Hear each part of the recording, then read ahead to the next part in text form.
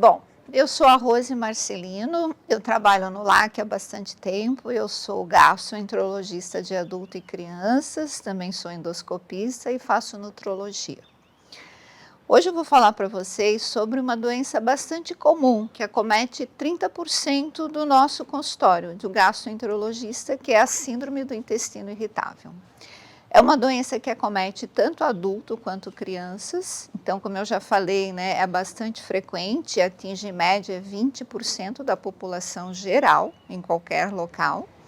E o sintoma principal do paciente é dor abdominal. Então, geralmente é uma dor, um desconforto, cólicas antes da evacuação, e sempre essa dor está associada a alguma mudança no hábito intestinal. Ou o paciente tem uma dor abdominal associada à diarreia, ou ele tem essa dor associada a intestino preso.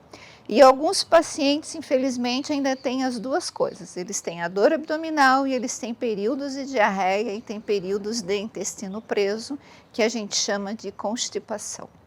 O problema dessa doença é que ela é uma doença funcional. Isso significa que ela está relacionada com a motilidade do intestino e com as bactérias que vivem lá no meu intestino grosso, que a gente chama de microbiota.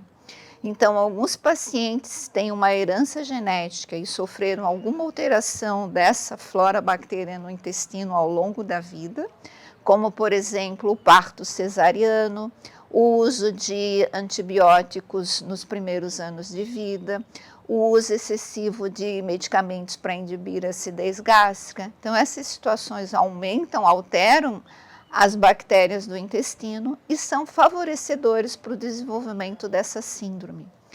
E muitas vezes o paciente fica angustiado porque ele não encontra um laudo em algum exame especificando esse nome, porque ela é uma doença funcional.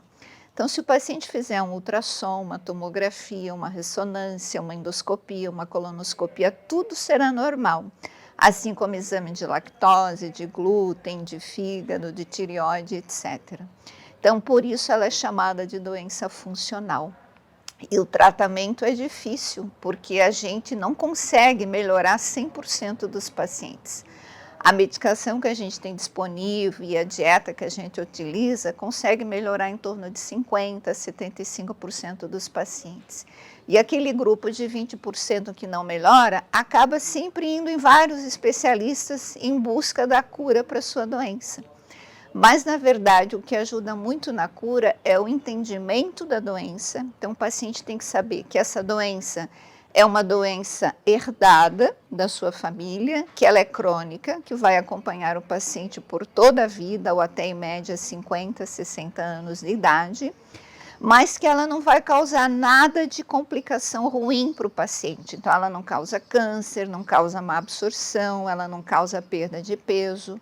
Às vezes até causa perda de peso por uma dieta inadequada que o paciente estabelece, porque às vezes ele acha que essa doença está relacionada com intolerância à lactose ou intolerância ao glúten. Então, o paciente acaba excluindo vários alimentos e isso pode até causar uma desnutrição. Mas essas dietas, assim, realizadas intempestivamente, elas não vão dar a cura e nem a melhora desse paciente.